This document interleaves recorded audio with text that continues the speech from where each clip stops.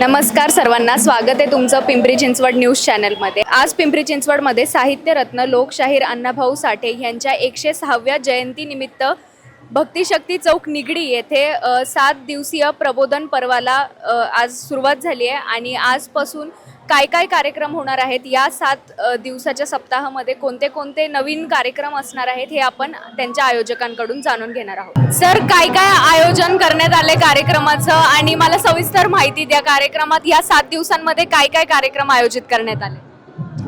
नमस्कार।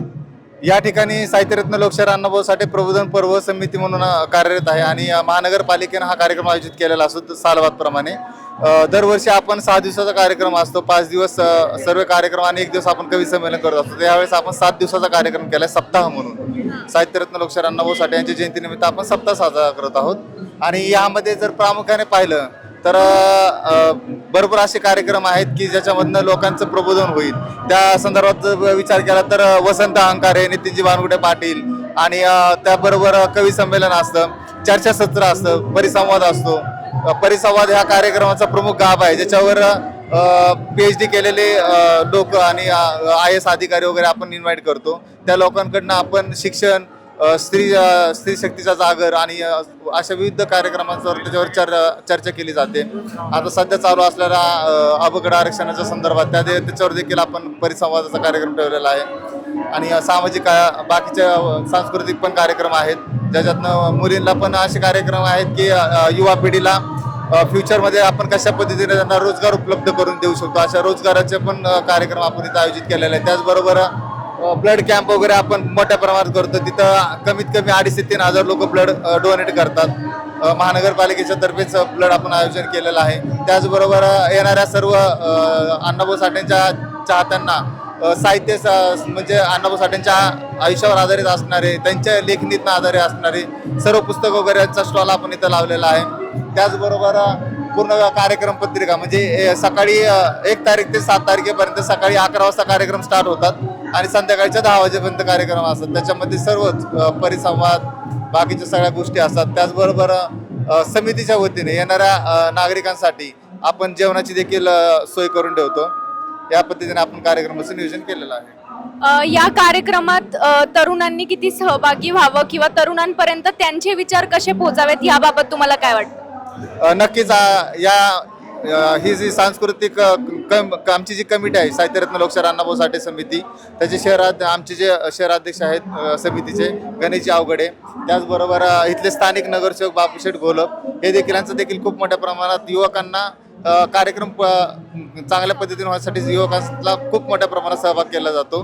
त्याचबरोबर प्रशासनाशी देखील त्यांच्याकडनं काम करून घ्यायची जी एखाद्यामध्ये जी कला असते ती आदरणीय आमचे नगरसेवक बापूशेठ घोलप यांच्यात खूप मोठ्या प्रमाणात आहे। त्यांनी ह्या कार्यक्रम सेट पूर्ण स्टार्ट टू एंड पर्यंत म्हणजे ह्याच्या कार्यक्रमाचा सेट बांधण्यापासून ते कार्यक्रमाचं प्रत्येक नियोजन, इथे सर्व जी काही सुखसुविधा आपण पाहतोय ते सर्व ह्यांच्या आदेशानुसार यांनी प्रभागीय अधिकाऱ्यांना आदेश देऊन स्वतः इथं थांबून वैयक्तिक त्यांनी हा पूर्ण सेटअप वगैरे तयार करून घेतलेला आहे। त्याच्यामुळे प्रभागातले आमचे जे नगरसेवक बापूशेठ घोलप यांचं देखील याच्यामध्ये खूप मोठं योगदान आहे। काय सांगाल सर की लोकांनी कसं सहभागी झालं पाहिजे या कार्यक्रमात, काय सांगाल दर्शकांना?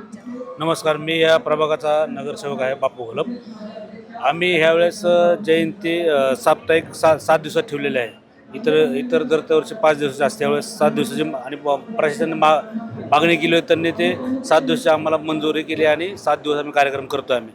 आणि युवक असतील किंवा समाजाचे जे मंडळी असतील जास्त जास्त सहभागी होते आणि जास्त मोठ्या प्रमाणात लोकसंख्या लोक येतात आणि त्यांची आम्ही व्यवस्था करतो आम्ही।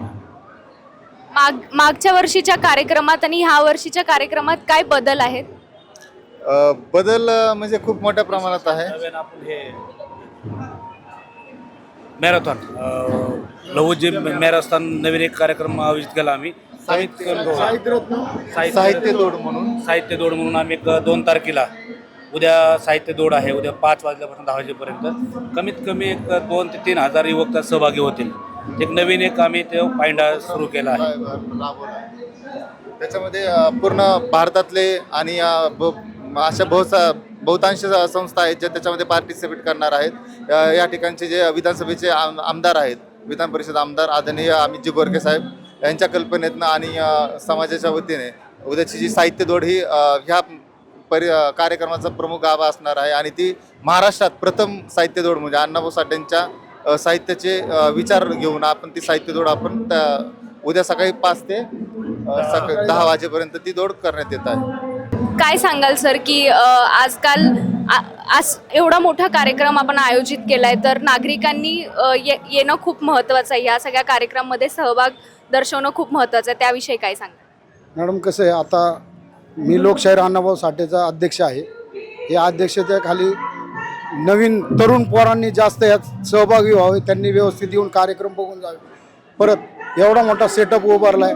आपल्या भागातील नगरसेवक बापूशेठ घोलप यांच्या आदेशानुसार आम्ही त्यांच्या अंडरमध्येच पूर्ण काम केलेलं आहे आणि त्यांनी जे सांगितलं तसे कार्यक्रम म्हणा किंवा पत्र जे बी आम्हाला अडचण येईल त्यावेळेस ते उभा राहिलेले.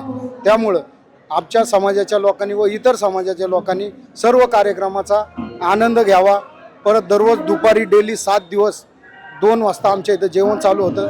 ते लोकांनी जेवण वगैरे घेऊन कार्यक्रम बघावं आणि सर्व कार्यक्रम हे ज्ञानाचे असणार आहेत. असे बेकार एक बी कार्यक्रम नाही. समाजाने त्यातनं काहीतरी घ्यावं असंच या कार्यक्रमामध्ये आम्ही 7 दिवस प्रबोधनकार कार्यक्रम.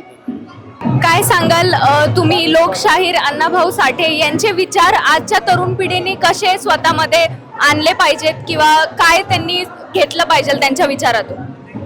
नमस्कार, मी Deepawali Gaikwad, IT cell BJP अध्यक्ष.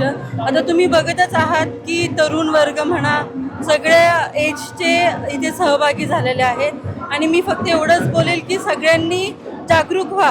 शिक्षण हे सोडू नका. शिक्षण हे बोललेलं आहे की हे वाघिणीचं दूध आहे. शिक्षण सगळ्यांनी घ्यायला पाहिजे, जागृत व्हायला पाहिजे आणि समोर येऊन आपला हक्क जो आहे तो बजावला पाहिजे. शिक्षण आहे, अधिकार आहेत आणि संघटन व्हायला पाहिजे. तसं अण्णाभाऊ साठे आमचे जे जर्मनला जाऊन त्यांनी सगळे शिक्षण घेतलं, तर आत्ताच्या पिढी शिक्षण हे व्हायलाच पाहिजे कारण त्याशिवाय दुसरं आपल्याला चावी नाही आहे. प्रत्येक टाळ्याची चावी मी बोलते की शिक्षण आहे. शिक्षण केलं की बाकी सगळे दरवाजे खुलतात. तुम्ही काय सांगाल? खरं तर तरुण पिढीने याचा लाभ घ्यावा, शिक्षण शिकावं.